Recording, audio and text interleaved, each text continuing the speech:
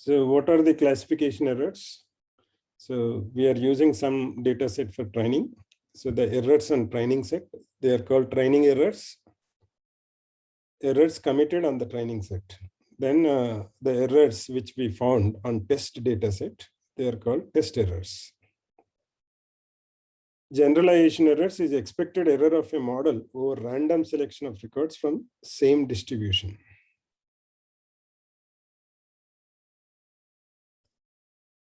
So we will see that the training data set is always not uniform.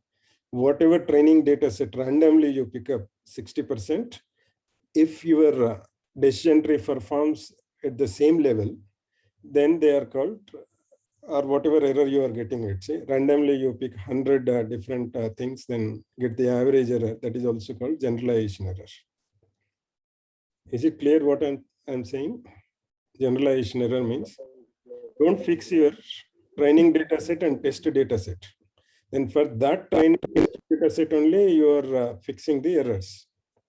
So whatever the randomly you pick up, whatever data set for training, randomly from the given data set or entire data set, you should get the same decision tree. Then it is called the decision tree is generalized the errors. So if you are getting different, let's say they are hugely varying, then you can take the average of them. That is also called k-fold testing. We have discussed k-fold testing even in machine learning also. Instead of fixing one training data set and test data set, we'll make 10 different groups randomly. Then one group we will keep for testing. Remaining 9 groups we merge and we will build a model, and that will become a training data set. Like that, 10 times we'll iterate. All the errors, whatever you get, for 10 times 10 errors you will get. Average of those 10 errors is a generalization error.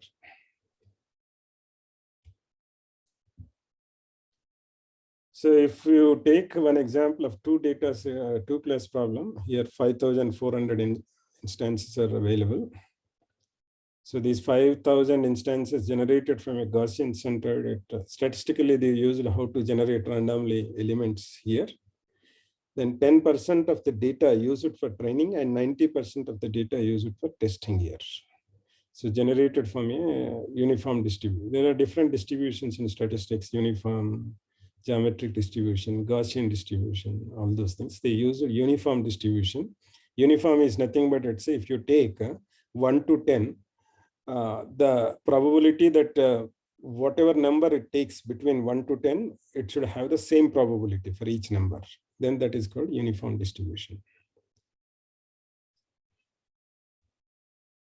So they generated and they tried to fix now a decision tree or build a decision tree model. And now they want to see how does it perform when they take 10% versus 90%. 90% for training. No, 10% of the data used for training and 90% of the data used for testing. Then it won't capture the population distribution if you take only 10%. Unfortunately, if you get only these noises, which you see, these blues, middle of the reds, right? So if you get only those, then they disturb your whole model. So they don't accurately predict when you take it, say, very less number of data for training, because it may not represent the entire population. Increasing number of nodes in decision tree, how the error will increase or decrease. So if your number of nodes, means number of conditional nodes in decision tree, is less, then your error is becoming high or low here. Look at the graph. Number of nodes are less, error is high. Yes. So as you increase the number of nodes more, then your error is also coming down, right? Yes. With 4 nodes, say here the arrow mark is there, the error is 0.1. If you increase more nodes, then your error is coming down to minimal. So pictorially, you can see that your decision tree, the these are conditions, this line, whether it is falling left side or right side. Again, in that right side second box, again, it is falling below or above. So like that, these conditions can be understood pictorially. So first we will see whether it is falling into this one of these three boxes, bigger rectangles. Then if it is falling in the middle rectangle, then again we are making that three more parts. So in which part it is falling, in that majority class we assign. So this is 4 nodes thing. You are getting 0.1 error here. With 50 nodes, here pictorially, it's you are getting 50 different groups from the entire population, right? So in which group it is falling, based on that you will predict. Then what is your error now? Look at the arrow mark and tell me if you use 50 nodes. On Something less than 0.1 and greater than 0.5, right?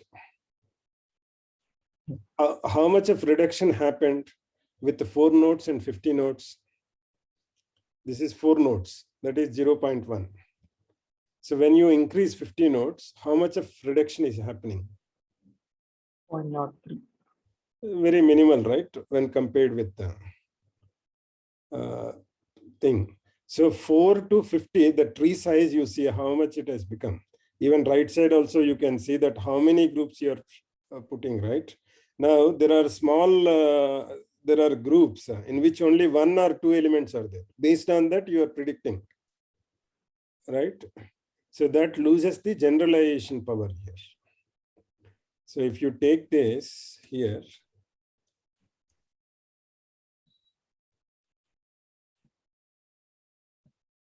this part you take, how many are there in this group? The small group which I circled out, right? The little darker thing. How many are there? Only 1 element is there, right? Fully inside. 1 element is on the boundary. Right. So if a new instance falls into this group, you say always it is positive. So the question comes that how many times you observed in that group how objects behave? Only 1. Then how much of confidence people will have? Very less, right? There is more chance, more likely chance that you may go wrong because your prediction is based on only 1. Statistics says that at least 30 observations should be there for statistical inference. Okay, the minimum thing, what they say. So that's why you got it. See, on a training data set, you get very good because on training data set, you will use only to predict this place, right? Not much. Because no other elements with zeros here, only boundary is there. We don't know whether that comes here or not. If boundary comes here, then it becomes 0.5. On the testing, on the training data set, the error. So if you increase the number of nodes, your tree also will become bigger and it may also lose the generalization power. Anyway, here it is given to understand what is the relation between number of nodes and size of the tree and the error.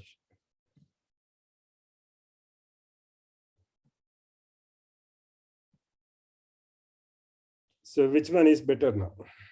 Which tree is better? 3 with 4 nodes.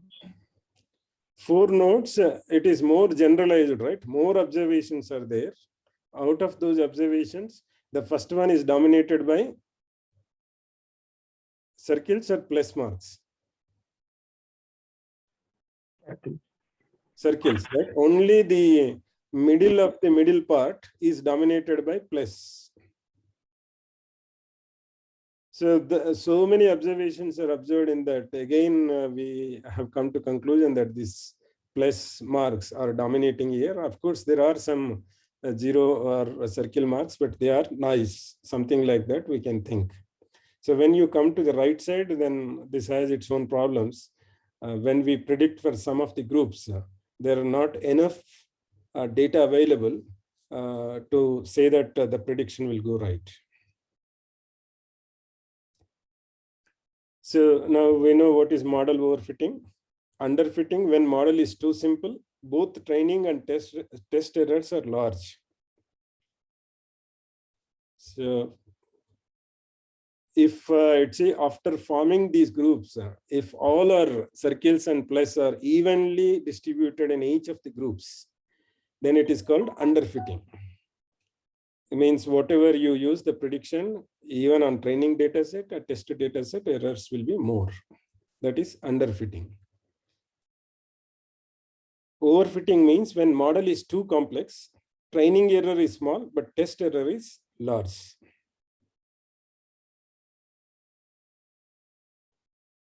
So here two plots are given. Which one is underfitting? Which one is overfitting?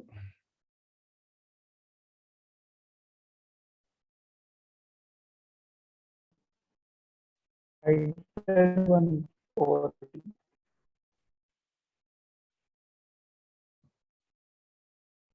Left side is the underfitting because always error is not coming down less than 0.1, means 10% errors are there, right? Left side. Then right side, what is happening? You are able to reduce the training data set error, but test data set errors are increasing. That's why it is becoming overfitting. Okay. Then how do you control the overfitting? Using twice the number of data instances. Then let's say the first one is more overfitting. If you increase the training data set size, then you are able to reduce the overfitting. Right side, you see using the twice the number of data instances. Don't take it as uniform, right? When we studied logistic regression, sometimes we said it's just increasing the size of the data set may not reduce the overfitting. Means they use it just means it is not always the case that it's just increase the size, then you arrest the overfitting, but it is one of the advice. So like that we need to see. Sometimes if we increase, because earlier it might not have captured that generalization behavior or general behavior of the data set. So if you increase, then there is more chance that your training data set will have the more general behavior of the data set. So one of the suggestion is increase the data set size for training. Increasing the size of the training data reduces the difference between training and testing errors at a given size of model. Particularly this works for decision trees, because decision trees are not parameterized.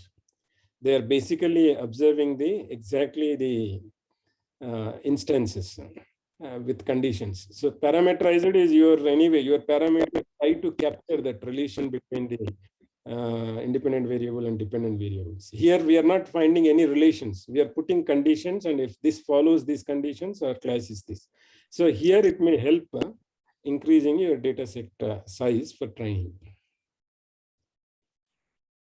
So decision tree with 50 nodes here with a small data set.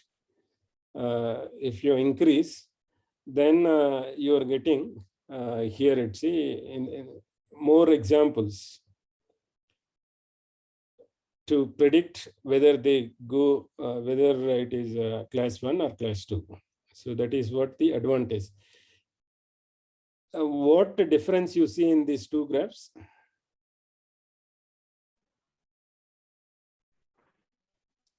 You're able to eliminate groups with low number of observations.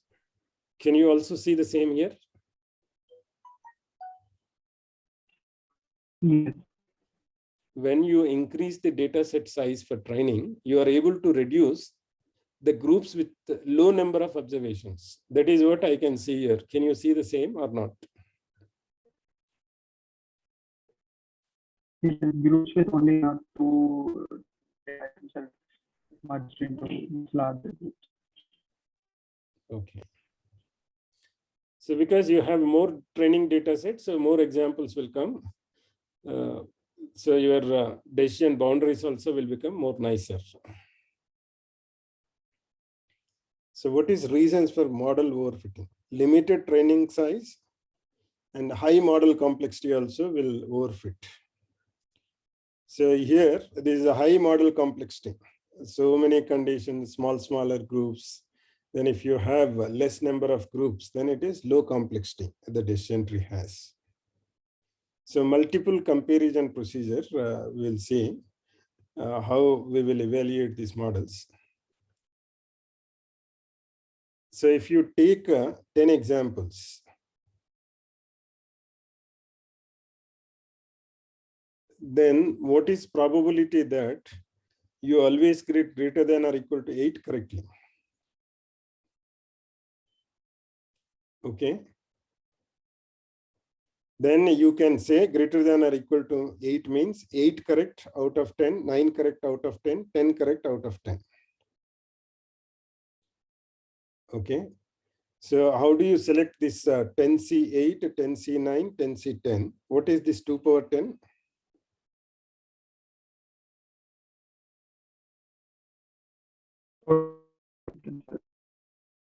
Is power set, right? 2 power 10 is. So all the subsets of this thing. So you get it. See, even randomly also you'll get whatever you predict. Then you get 0.0547 probability to be correct, greater than or equal to 8. So that is the probability you get. It. See, randomly you predict. Don't use any decision tree or anything. You get a probability that you always you predict 8 times, 8 out of 10 correctly. This is the thing here. So which 8 you select is 10C8 that. Then which 9 you select 10C9, which 10 you select 10C10. They are combinations. Out of all possible combinations is 2 power 10 here. Actually, this should be 10 you will select. So this should be something 10 power 10 because first one you select 10 ways, second one also you select 10 ways like that. It's so I don't know why they put 2 power 10. So we'll see that it's how this 2 power 10 is coming.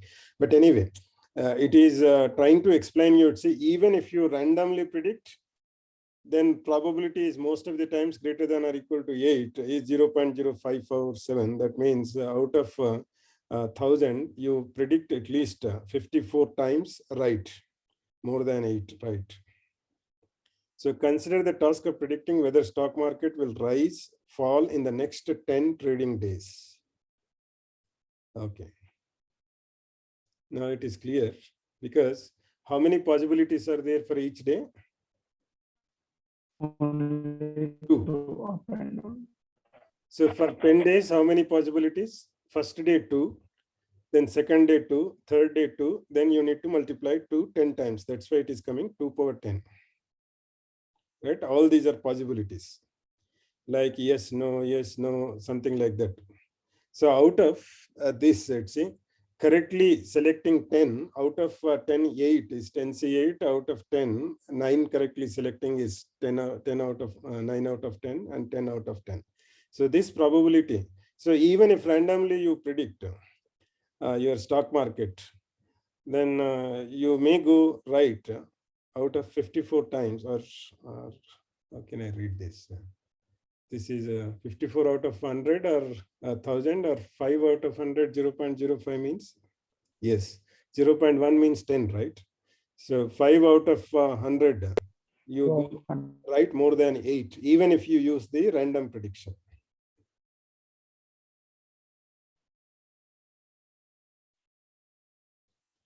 So probability of correct equal to 0.5 because there are only 2 possibilities. So that's why you get 0.5 whether you predict it will fall or it will rise.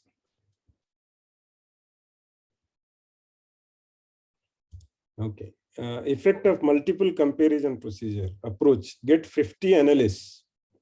Each analyst makes 10 random guesses.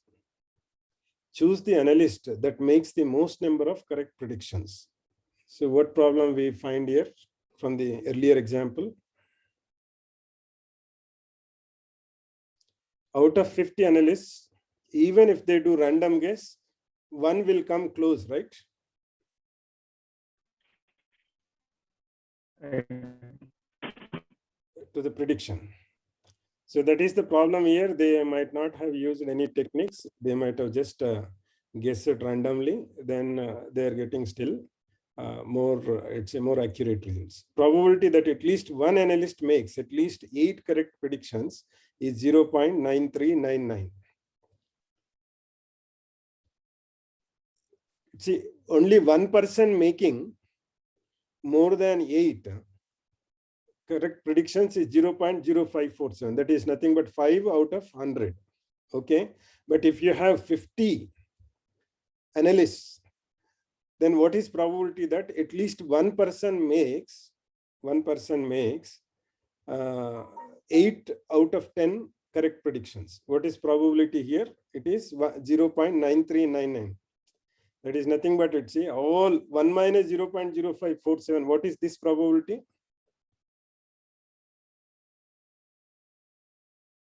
Person making wrong prediction, right? Not making more than this. 0.0547 is what? Making correct prediction. More than. Correct prediction more than 8 predictions, right? So Right. not making more than 8 correct predictions, probability is 1 minus that. So all are making, let's say, not 8 correct predictions is you need to multiply them. First one, then multiply like that. Then you'll get, I think it's in gamma also they might have explained this. So usually they take the complement probability and the total should be 1. 1 minus all are making wrong predictions. That you need to remove. Then you are getting 0.939. It is almost at least one person makes correct predictions, right? Out of 50. Then if you just go by whichever is coming, it's the highest correct predictions. One algorithm, one random guess also will predict out of 50. So they are not using any algorithm or anything, even with simple random guesses. So don't compare it, see, the models. Just let's say which is giving more accurate things. That might have come random guess that may not be applicable to the new instances. On existing instances, it is working fine. So many algorithms employ the following greedy strategy: initial model M, then alternative model M prime, M union Y, where Y is a component to be added to the model, a test condition of a decision tree. And nothing but earlier we have seen that split information we use it, right? To adjust the overfitting, those things. So this Y is a component to be added to the model, a test condition of a decision tree. Keep M prime if improvement delta M prime greater than or equal to alpha. So initial model, then improve that model, see that whether you are getting more accurate prediction or not.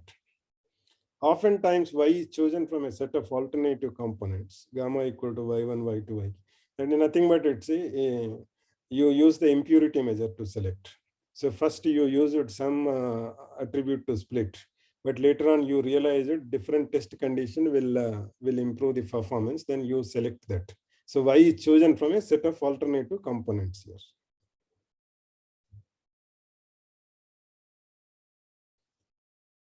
Or else they are combining both. Okay, first decision tree is coming to this. When I add one more component, let's say, for that decision tree, then shall I improve can I improve the performance of the model? If many alternatives are available, one may inadvertently add irrelevant components to the model, resulting in model overfitting. Then again, let's say, if you have many available, then if you employ all things there, then one of the things like 50 analysts, one of the person or one of the random guess may become correct for the training data set. When it goes to the test data set, it may not perform well. So that is the problem if you use many alternative models to attach to the existing model. So basically here we need to understand you built a model that is performing up to some performance. You want to improve that. Over that model, you are using another condition or one more model to actually say to say which class it belongs to. Then if you use one or two models, it's okay. But if you use again several models so that you get everything is right, on the training data set, but that may not work for the test data set. That is what here it is said. If many alternatives are available, one may inadvertently add irrelevant components to the model, resulting in model overfitting. See, suppose somebody built a decision tree with a root node with categorical attribute or some attribute A. If somebody built other decision tree changing the root, then you got two models. Then you may use first model. Then if second model also ratifies the same thing, then you say that belongs to that class. Otherwise, you don't. So that is the adding one more model to the existing model. If you use it, say 10, 15 decision trees with changing different nodes or root node and other nodes, then you'll get different models. Then if you put all the conditions, you may get on test data, training data set, everything right, but on test data set, it may not perform. So use additional 100 noisy variables here. It is very nicely distributed here into 4 groups. So use additional 100 noisy variables generated from a uniform distribution along with X and Y as attributes. Use 30% of the data for training and 70% of the data for testing.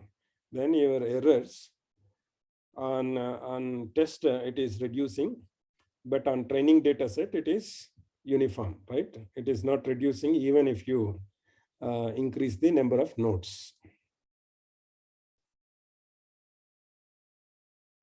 Using only X and Y as attributes. The first one is some noise is added. When you add noise, the number of nodes increasing is not affecting any result.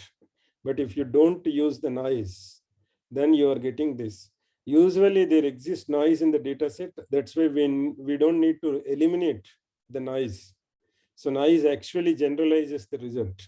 So don't remove the noise from the data set.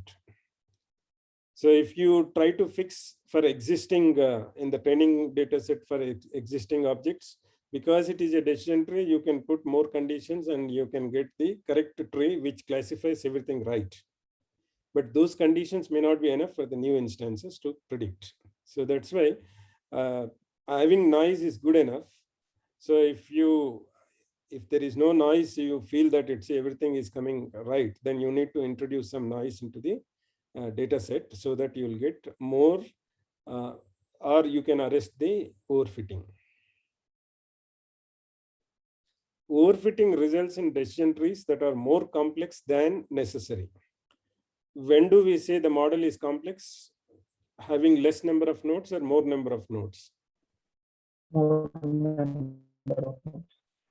More number of nodes, right? That's why. So if it is more number of nodes, we may feel that it is going to overfit. Training error does not provide a good estimate of how well the tree will perform on previously unseen records. That is nothing but on test data set. How much of error you will get, you won't get if your model is complex. You cannot predict.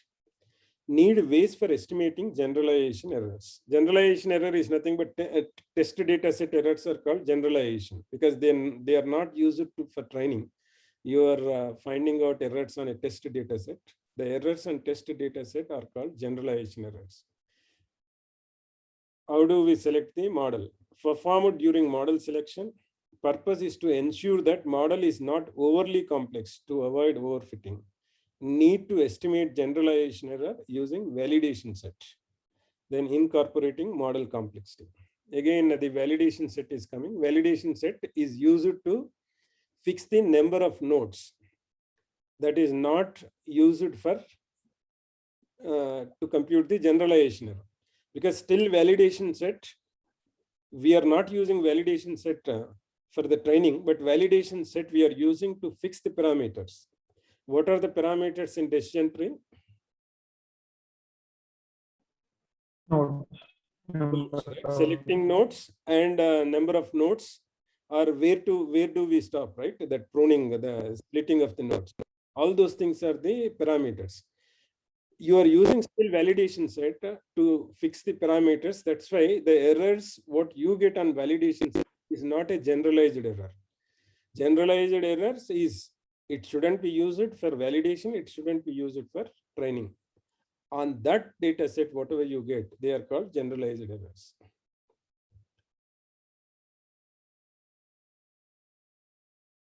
Incorporating model complexity.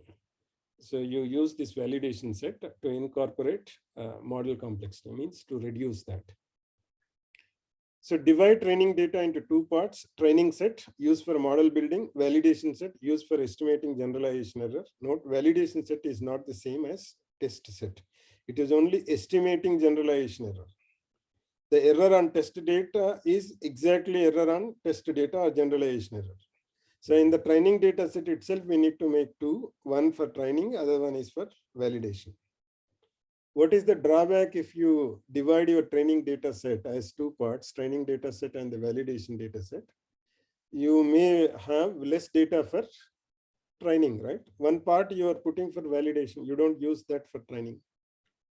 And we have seen to arrest the underfitting, we need more data for decision trees, okay? So if you use this validation set, this is one drawback, but it will also help to estimate the generalization error also.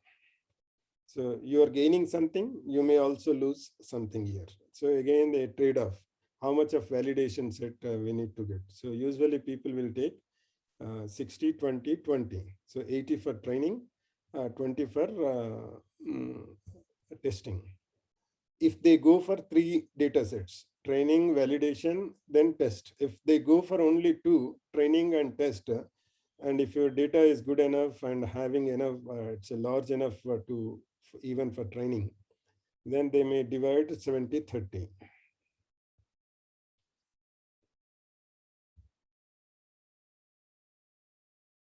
Rationale, what rationale we should take? Given two models of similar generalization errors, one should prefer the simpler model over the more complex model. So if you have the same generalization errors, then you should go for the less complex model.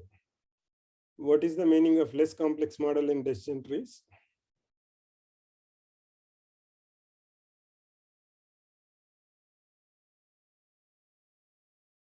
Less number of conditions.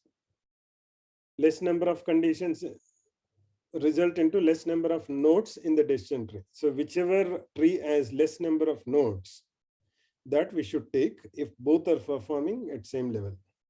A complex model has a greater chance of being fitted accidentally. What does it mean?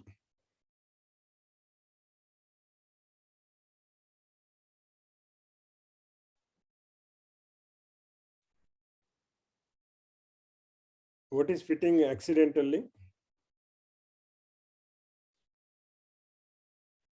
That is randomly also we can understand. See, without doing any work, they randomly built one tree. Then see, fortunately, it is getting less errors, even on validation data set. So that also may happen. And if that is having more complex, more conditions means it is exactly suiting to the training data set. So that to avoid that, therefore, one should include model complexity when evaluating model. Don't go by just it's a generalization error or validation set error. So you also need to get a train error plus some complexity model, means if model is more complex, it should result into the more error. If we are just it's increasing the error, like in what we did there. Regularization. So we are penalizing the weights which are coming with the high values, right? Here, if model is more, then it increases the error. So you also include your complexity of the model so that you will get generalization error less, provided only complexity is less. So estimating the complexity of decision trees, pessimistic error estimate of decision tree, T with K leaf nodes. then error generated T for this tree is error of T plus omega multiplied by K by N train. This omega is user input, again, regularization parameter like lambda 0.1, 0. Whatever that it's in. It depends on the user case. Then you need to experiment with the 2, 3. Like it's a use the validation set to fit this omega, for which you are getting less validation set error. So omega multiplied by this value K by N prime. What is K here? Leaf nodes. So if you have more leaf nodes, N train is same, right? How many instances you are using for the training? That is N train. N is the total number of training records. So when will you get this errorless? The first one, it is not in our hands. We built some tree and we found error, misclassification error, this error rate. Then only this second part will contribute whether to increase the error or decrease the error. N train we cannot change, right? How many instances we have. This omega and K we can change, but omega is user parameter. That also we are not going to change. So in the tree making, if you have more leaves, then you get more error, right? K is in the numerator now. So if K is the numerator, means K increases, error increases. K decreases, error decreases. So this whole thing, decision tree complexity depends on how many leaves you get for that tree. More nodes, more leaves will come naturally, right? Because after nodes only the leaves will come. So error rate of on all training records, trade-off hyperparameter that you need to choose based on your experiment. Relative cost of adding a leaf node, number of leaf nodes, and total number of training records. This is the formula which we will use to get the error, generalized error for a decision tree. So estimating complexity of decision trees. Here some examples are given.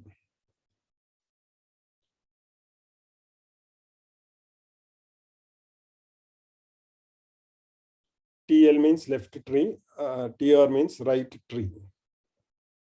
So how they got 4 by 24 this is?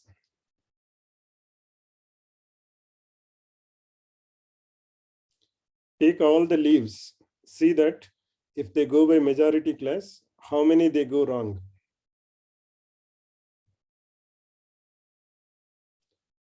In the first leaf, how many they go wrong?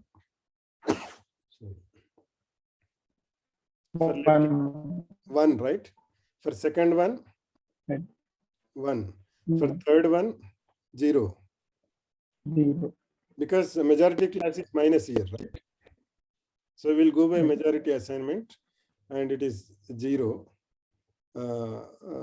Nothing plus, so all will be identified as class minus whatever. So we got till now 2 wrong. Then what about the fourth leaf? 1 wrong. 1 wrong. Fifth leaf? 1 wrong. So till now 4 wrong, right? So that's why total number of predictions is 24. Out of 24, you may go wrong 4. So this is the error rate of the tree. That is 4 by 24. Compute the same thing for right tree. How many are going wrong here? The first place 2, 1. The minimum thing you need to take in both of them. 2, 1, 3, 3, 6. 6 by 24, right? So now if we add the complexity, if you take omega equal to 1, what is the complexity? K by, K means number of leaves divided by number of training instances are used, right? So training instances are how many? That is limited 24, that is fixed 24. How many leaves you have in the first one?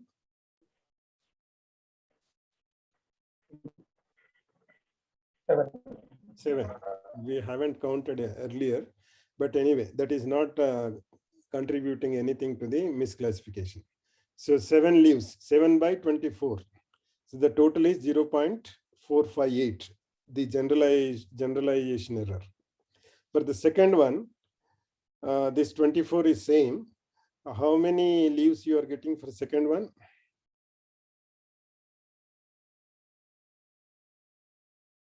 How many leaves are there in the right tree? 4. 4. 4 by 24. So this we are adding this. Then when you compute this computation, you are getting generalized error for right tree 0.417. So which one is having more now? Generalized error, right or left? Left tree have more. Yeah, left tree is having more, though it has training data set error is small, right? That is only 4 by 24. Other one is having Right. 6 by 24. But because of the complexity model, the right tree is having less generalized error than the left tree. So resubstitution estimate using training error as an optimistic estimate of generalization error, referred to as optimistic error estimate. Okay, this is what we introduced this. Not only using just training error, you should also use generalization error.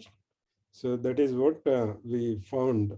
The right tree is having more generalization error than the left tree is having more generalization error than the right tree, though their training error is less. So one more thing is minimum description length, MDL they'll use. So here attribute and Y values are given. Then cost of model and data equal to cost of data given model plus alpha multiplied by cost of model. So cost is the number of bits needed for encoding. Nothing but it's, if you remember in your algorithms and data structures too, Hoffman encoding, do you remember that Hoffman encoding? How do you represent a tree there with the zeros and ones? So if you use that technique here, encoding these trees, so if you have a very bigger tree, then you will have more bits. If you have a smaller tree, you will have less bits in that. So that is what here they are using. Cost is the number of bits needed for encoding. Search for the least costly model. So costs of data given model encodes the misclassification errors. And cost of model uses node encoding, number of children plus splitting condition encoding. So if you understand that Huffman encoding, how they divide into 0, 1s, then how they Huffman encoding is used for what purpose in algorithms and data structures? Compressing algorithms, right? LZW and Huffman encoding. Huffman encoding uses, so whichever has the lowest frequency, that should come close to the root. So that is what the principle. There also you used actually greedy method only. So how do you generalize this entire discussion? Stop the algorithm before it becomes a fully grown tree. How does it help?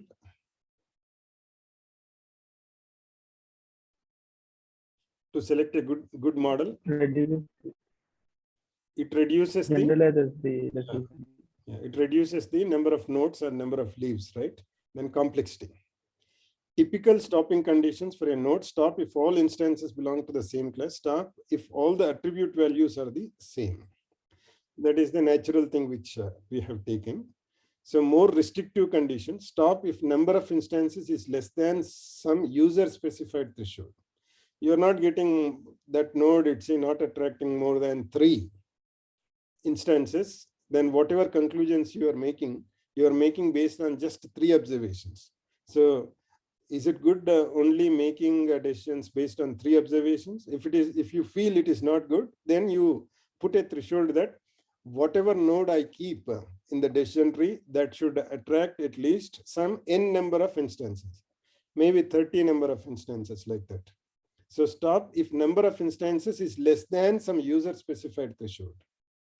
Stop if class distribution of instances are independent of the available features. However you split, you get the same composition, then also you can stop. You don't need to forcefully include one more node there. Whatever node splitting you are taking, the splitting is even. or it is same, it's say, then also you don't need to increase the number of nodes. Stop if expanding the current node does not improve impurity measures. Stop if estimated generalization error falls below certain threshold. So at each node you add, then you get the generalization error. You see that it's when you are adding one more node, are you increasing the error, generalization error, then stop it. This is pre-pruning, before we remove some of the leaves. So we can also remove some of the leaves once the decision tree is built to reduce the complexity. So grow decision trees to its entirely. First, you build the complete decision tree, then you start removing some of the leaves.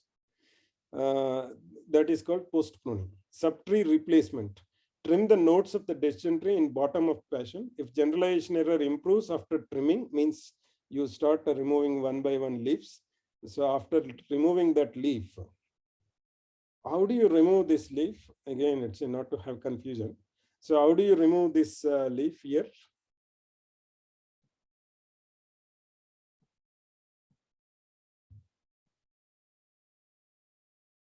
If you remove this leaf, how does your tree looks?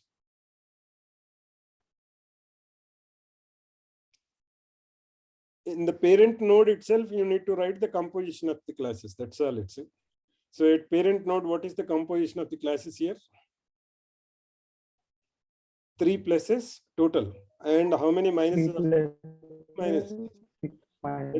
Yeah, that is nothing but exactly this, right? So right. Pruning nodes means you are not removing the instances. You are just removing those leaves and you are summarizing your class based on majority with its parent level itself. So that is removing the or pruning the nodes.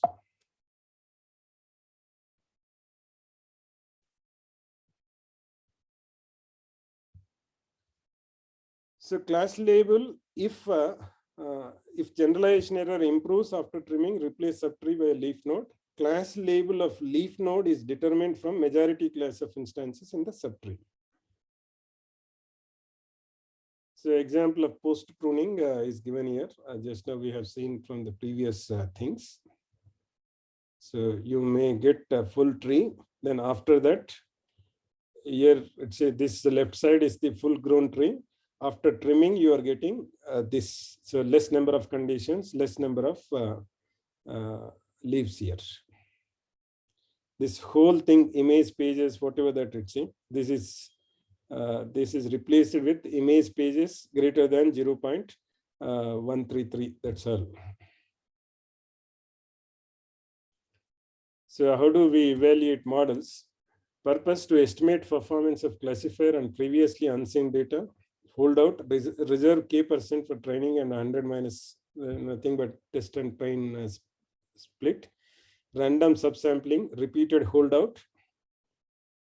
Cross-validation, partition data into K disjoint subsets, K-fold, train on K-1 partitions, test on the remaining one, leaves one out, K equal to N, means N times you will perform, K times you will perform model, and you can take the average error. So cross-validation example, you divided into 3 parts here, 2 parts for training, 1 part for the testing. So each time you change the testing part. The remaining things you use for the training. So there are some variations in cross-validation. Repeated cross-validation, perform cross-validation a number of times, gives an estimate of the variance of the generalization error. Stratified cross-validation, guarantee the same percentage of class labels in training and test. Important when classes are imbalanced and the sample is small. Do you remember we also studied this stratified cross-validation?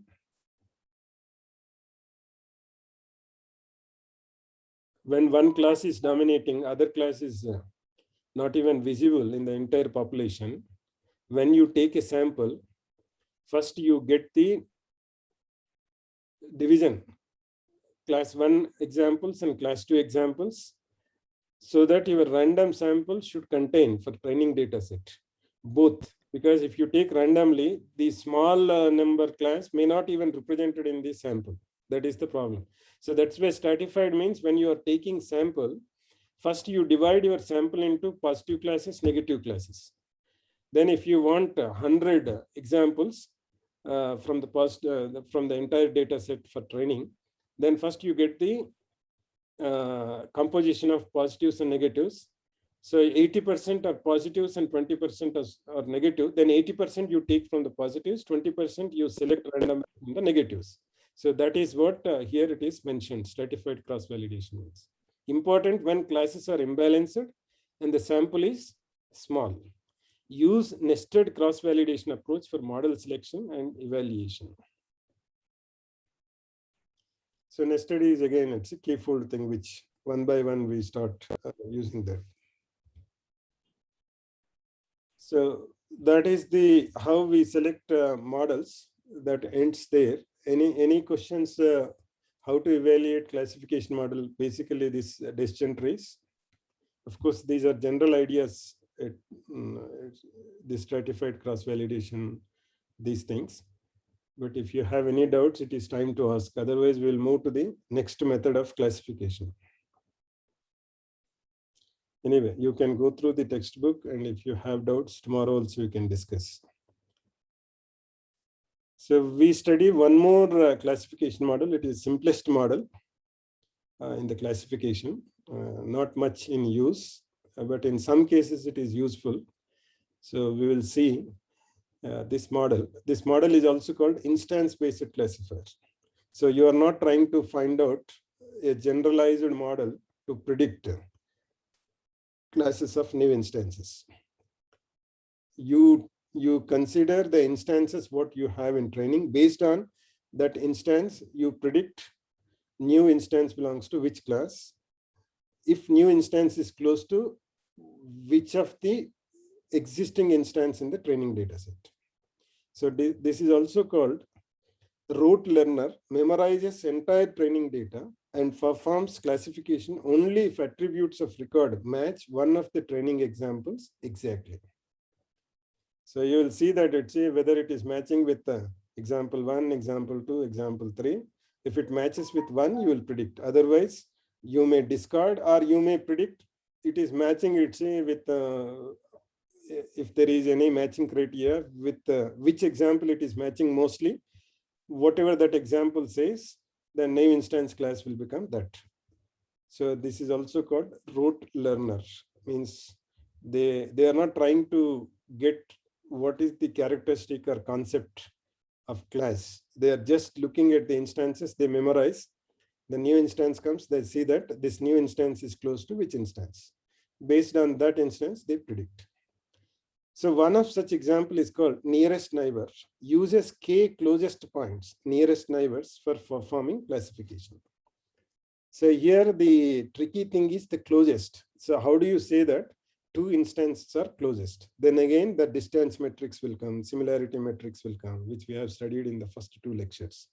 So that's why for k nearest neighbors, the distance is important, because this all belongs to the new instance is close to which of the existing are in the data set, already classified data set. So basic idea, if it walks like a duck, quacks like a duck, then it's probably a duck. So its characteristics are mostly close to this example. That's why this example says this is this class. The new instance also may become that class. So the first step is, first we should have a mechanism to find out a distance between the instances, because the new instance, whenever it comes, then we should be able to get for which instance in the training data set it is close. So then test record, there is nothing like training here. We are actually, every instance in the training data set is a example for us. Whenever new test record comes, then we need to find out first for which of the existing example it is close. So what is computational complexity to predict a new record here? How many times you need to find the distance?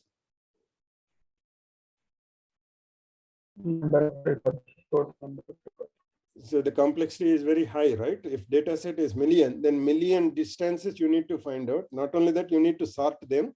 then you need to sort, or you need to select which one is the most closest, right? If not sort, then maximum thing you need to select. Means again linear complexity. So million plus million times. So that is the thing here. Even it is at the time of the prediction, there is no training here. So there is no training complexity, but predicting complexity is very high for this. So choose k of the nearest records. When you choose k nearest records, what will happen? Whatever the majority example says out of this k, that class you will assign. Okay, here, what is the majority is saying, blue or red here? The new test record. There are arrows with Red. and reds, right? Red is dominating. So you are taking 5 nearest neighbors. Then you say that it's 3 are saying it is something. It is whatever that it's. I don't have name for this. Then you go by this. Of course, this example is not so great because they are mixing up many classes here. So nearest neighbor classifiers requires 3 things: the set of stored records, distance metric to compute distance between records, the value of k, the number of nearest neighbors to retrieve. What is the parameter in k nearest neighbor, which can be changed for that algorithm? K. K is the parameter here. So whether you take 1 nearest neighbor, 3 nearest neighbors, then the question comes that if you take all data set size is the nearest neighbor, then you need to compute all the distances, right? Majority, you don't need to compute any distance. You can always go by majority class in the data set. If k is the size of the data set, do we need to compute any distances? It becomes what is the major class in the internet. Majority class only will come, right? Because all will become neighbors. Anyway, you are going to take the majority class. So you don't need actually. So, and you are not building any model also there. You are not looking that this new instance is close to which of the examples, all those things. So that is the problem if you increase the number of neighbors. If you decrease the number of neighbors, then you may lose the generalization, because you may be deciding based on 1 or 2 observations. So if you take 3 means you're looking only 3 observations, and based on that you are making your decisions. So that is also a problem. It may be random also if you take only 1 example. So there should be a trade-off between low number and high number of nearest neighbors. To classify an unknown record, compute distance to other training records, identify k nearest neighbors, use class labels of nearest neighbors to determine the class label of unknown record by taking majority OTR. So here it is very clearly all 3 neighbors are of the same class. So there is no problem here. So if there is 1 more minus, then we'll go by majority, we'll assign only plus. K nearest neighbors of a record X are data points that have the K smallest distance to X. So for this new instance X, if you take only 1 neighbor, this minus is coming. If you take 2 neighbors, 1 minus and plus is coming. Then again, the question comes that you assign. If you maintain the distances, you may assign the closest distance. Or you may also assign class based on weighted distance also. Weighted means the closest ones will give more weight for that class. Larger distance things will give less weight. So there are variations you can study in nearest neighbors. At least when you are using package, then you should know that what distance metric we need to use. One is the distance between instance and instances, and the average class when you are getting majority class, that is only one method, majority taking. So if something is close, to determine this, if you take the second one, one is very close to the new instance, one is far, almost at the boundary in 2 nearest neighbors. So this should have, the closest one should have more impact deciding the class. Then they go by weightage. Distance multiplied 1 by distance. So small weights will give more values. So 1 by distance multiplied by class plus other classes, so whichever is dominating those classes, that will come after multiplying 1 by distances. That is a different method, which you can see that it's when you use the package available decision making process. So in nearest neighbors, you can actually, in the beginning itself, you can draw these things based on some. So because these are the proximity measures or distance measures. So you know that it's in some distance measure, this boundary is always close to this than remaining points, whatever you are getting here.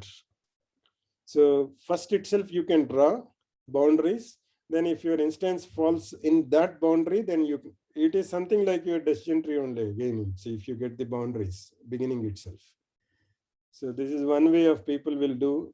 In the beginning itself, they compute boundaries for each data point. It's say if you have 2 cities apart from, let's say, 100 distances. So you know that it's whether a person between those 2 cities close to A city or B city, you draw that 0.5 line. If 0.5 line right side, then it is B city, 0.5 left side, it becomes a city, something like that here. You know all the already examples. Then you know the distances between 2 points or remaining points. If this particular point has less distance when compared with, you draw the boundaries that it's where it loses the proximity when compared with other points. So that is what, that is how these boundaries are drawn. So nearest neighbor classification, compute distance between 2 points. One of the example is if all numbers are available, then you can take Euclidean distance. That is nothing but just your geometry, you used this distance between 2 points. If all are numerical attributes and they are comparable, the values are, then you can use Euclidean distance. That is sigma I pi minus qi whole square. Determine the class from nearest neighbor list. Take the majority vote of class labels among the k nearest neighbors, or weight the vote according to distance, weight factor 1 by d square. So you can multiply which class is having more presence based on weights. So the weight is nothing but distance between the new instance and training instances whole square. That is in denominator. So choosing the value of k. So how do you choose this k? If k is too small, sensitive to noise points. If k is too large, neighborhood may include points from other classes also. So scaling issues, attributes may have to be scaled to prevent distance measures from being dominated by one of the attributes. So if you have weight and the height of a person, height is measured in meters, weight is weight measured in kilograms, always only the weight only dominates. See, the distance differences between height is very minimal, so that won't contribute if you take with the same scales as existing, like one in kilograms, other one is the meters. So then you need to normalize, then all will come into the same scale. Then both attributes will contribute equally well. So that's why we need to make normalizing to apply this nearest neighbor algorithm. Attributes may have to be scaled to prevent distance measures from being dominated by one of the attributes. Example, height of a person may vary from 1.5 m to 1.8 m. Weight of a person may vary from these many pounds, 90 pounds to 300 pounds. Income of a person may vary from 10K to 1 million. So all these things, first we should get into a normalized scale. So there are different methods of scaling. So whatever method you feel better for that situation, you can use that. So problem with the Euclidean measure, high dimensional data, then again curse of dimensionality can produce counterintuitive results. So if you want a Euclidean measure, then again it's if categorical attributes to be converted into numerical attributes, one hot encoding you need to do. Suppose education is there, graduate, school dropout, college dropout. If 3 values are there, then you need to create 3 more columns. And each column numerically, if he is a school graduate, school dropout, then you will put 0. If he is a college dropout, put 1. Graduate, you put 1 for graduate column, right? That is what we discussed in the previous class.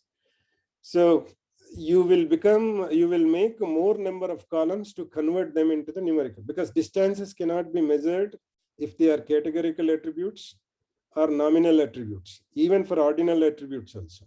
They are comparable, but we don't know exactly what is the distance between two values for ordinal attributes. So we may need to create new columns so that we will assign 1 or zeros for that column. S is 1, 0. So still that comparable exists, graduate and not graduate, like that. So you are increasing the number of columns, that becomes the dimensionality increase. So curse of dimensionality, that is called. If there is more dimensions, more complexity. Even to compute the distance also, it becomes more complex. Can produce counterintuitive results also. So that is one problem with the Euclidean measures. And for these two things, they are getting same Euclidean measure also here, because their distance is same. So these are actually two opposite things, right? So that is also a problem with Euclidean. Normalize the vectors to unit length now. So one of the solution is normalize the vectors to unit length. What is the meaning of normalize the vectors to unit length? You adjust all these values so that total will become 1. So rescale them. So when you rescale, so that it's, see, when you add up sum of the values for that vector, elements in that vector should be equal to 1. So the right side is the already normalized, but left side is not normalized. Then if you want to normalize this, what is the total of ones here? 3, 3, 6, 3, 10, 12. Then each one will become 1 by 12, 1 by 12, 1 by 12, 1 by 12. Then when you add up, then this becomes 1. Here also it becomes 1 by 12, all ones. So then you compute your distance. Then they vary. So that is one of the solution for without normalizing. If you do, this type of results will come. If you want to avoid, then normalize the vectors to unit length. K nearest neighbor classifiers are lazy learners. Why do they say lazy learners?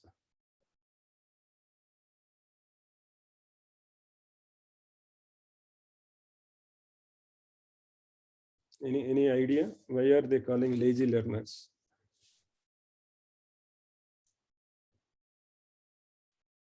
It's not like once we build the model, we put it in for every test input, we have to calculate the impact.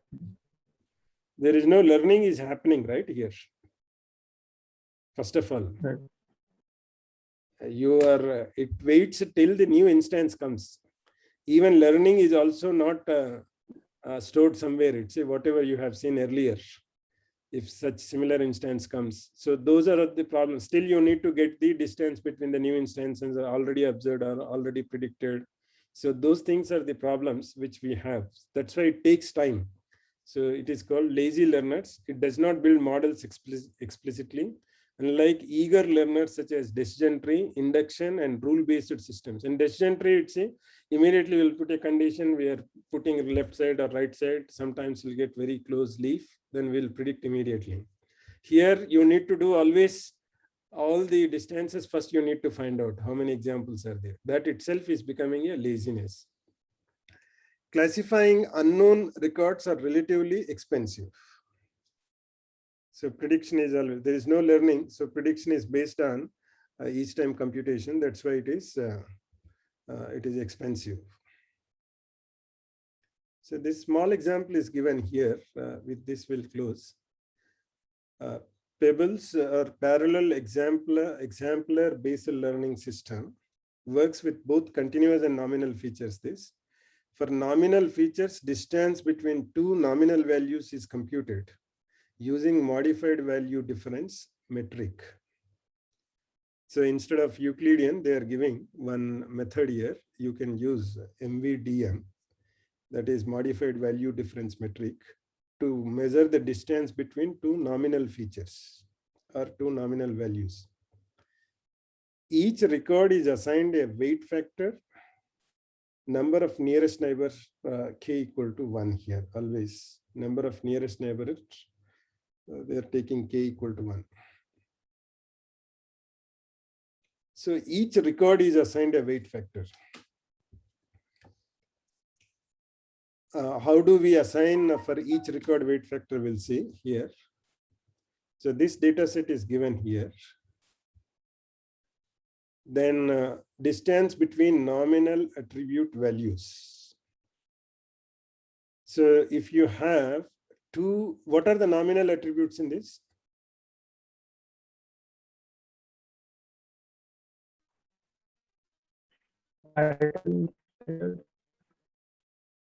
Refined and marital status, right? Two are nominal attributes.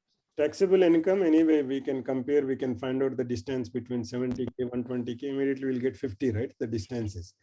But we don't get distance between what is between single and married, married and divorced here. Then this MVDM is giving a procedure how you can count that. So if two values you take, V1 and V2, the distance is mod of N1I by N1 minus N2I by N2. So this I is changing here, the second variable, right? So if you see here, first for our purpose, they already created these two tables to apply. Marital status, how many you have? Three different values, right? Single, married, divorced. In single, how many yes and no are there? There are two no's and two yes. For married, there is 0 yes, 4 no's. For divorced, 1 yes, 1 no. Then we need to find out the distance between single and married. So this formula says that, it's the first time for one class you take, I is the class. For class yes, how many are there total? How many are there class yes by total number in for that value? So that is the first class. Then for second class also you should do the same thing, then mod, add up them. For single, there are 2 out of 4 are yes, right? So that is 2 out of 4. Yeah. For married, what is the difference? The fraction difference for yes, 0 out of 4. So you are getting always difference between classes, class fractions. So for single, yes fraction is 2 by 4. For married, yes fraction is 0 by 4. The difference you are taking as the distance. So 2 by 4 minus 0 by 4 for the class yes. Similarly, you should do the same thing for class no. So what is the class no fraction here? For single? 2 by 4. 2 by 4. What is the class no fraction for married? 4 by 4 by 0. Sorry, 4 by 4. 4 by 4. So the difference is 2 by 4 minus 4 by 4. That you need to add it. See how many classes are there? Here only 2 classes. Add up those differences, absolute differences, then you are getting whatever value. That is the distance between single and married. So how much you got here? 1. So verify the same thing for single and divorced. Is this formula correct? Single for yes, what is the fraction? 2 by 4. 2 by 4. For divorced? 1. 1 by 2. 2 out of 1 out of 2 is yes, right? For divorced, 1 by 2. Yes. That is the difference of the yes class. What is the difference of no class? Same. 1 by 4 and 1 by 2. So now compute the distance between married and divorced. yes, it is 0 by 0 4 by minus 1 4. by 2. Right. And 4 by 4 4 minus by 4 2 minus 1 by 2. 1 by 2. 130. Do the same thing for refund yes and refund no. 0 by 3 minus 3 by 7. 3 by 3 minus 4 by 7. Yeah. So this is how you compute the MVDM. I don't know whether it is explained clearly in the textbook or not, but here it is not that clear, right? Immediately, they haven't mentioned I is the class. So now it should be clear for you. See how this MVDM is computed, because MVDM is very much important, because we get most of the times these nominal attributes, right? So if you want to make 10 numerical, what you need to do is this marital status you will divide into 3 more columns, like single, married, and divorced. Marital status single /single, marital status /married. Then if it is single, then you'll put that value 1 there, remaining things zeros. So what is problem with that? We just dimensionality. Right? So this is the easiest method which you can use, MVDM method. So you can use use this method and find the differences. That is at the value level differences. Then instance level thing is here, because he said 2 things right here. Each record is assigned a weight factor. So how do we assign a weight factor? So these are records X and Y. So refund, marital status, taxable income, a cheat, whatever that. Let's say there are 4 attributes. One is the dependent column, which needs to be predicted. Distance between records X and record Y equal to, this is always to be updated. It is not constant. Delta XY equal to WX WY. I is equal to 1 to D dxi yi whole square. So between 2 instances anyway, you have a method. This MVDM is getting distance between only nominal attributes. So again, this should be used internally with the Euclidean distance. Because let's say if you have an instance like yes single 125K, then let's see 125 100K directly you put the distance here. There usually it's say the distance in Euclidean was taken P minus something like that, right? Pi minus Qi. This Pi minus Qi will be replaced by whatever distance you got now. You understand now? For that, so that is what here we need to use. So this distance of the instances, we will use both. First, we will compute MVDM for nominal attributes. Instead of the difference, Pi minus Qi, we will use this nominal. Then we will use the anyway, Euclidean. So we will get this distance. This Wx, Wy also we will compute. Between 2, this delta xy is the distance between record X and record Y. Delta xy equal to Wx Wy, where Wx equal to number of times X is used for prediction. Then number of times X predicts correctly. So this is always updated as prediction goes, because we don't know, right, how many times this X is used for prediction. As new instances comes, then that instance should be close to this X. Once it is close to X, then only it is used for prediction. Then you will increase the number of times that X is used for prediction. Then you will also record how many times you are predicting correctly. Number of times X predicts correctly. So Wx will become 1 if X makes accurate prediction most of the time, and Wx greater than 1 if X is not reliable for making predictions. So this is how we assign this Wx and weights for instances, because we are predicting new instances based on existing instances here, or existing training data set or training instances. So that's why which instance you are using, how good that instance to generalize. That is what you are maintaining in your predictions. So continuously you need to update this Wx. Okay. as you do more predictions, then this WX also changes as you increase the number of predictions.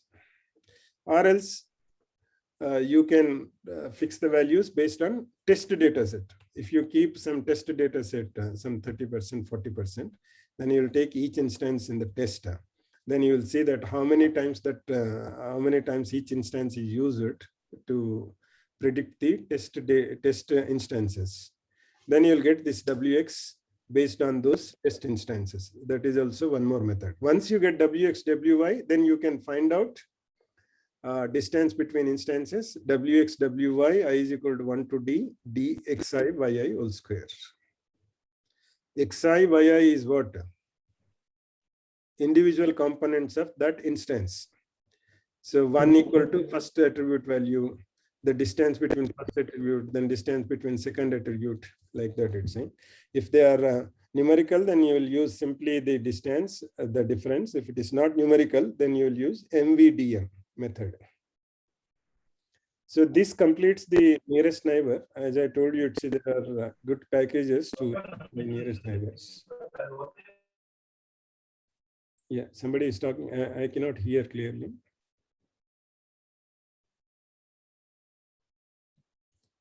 Okay, I'll stop this. So you can also use this for your machine learning toolbox, nearest neighbor classifiers. So how many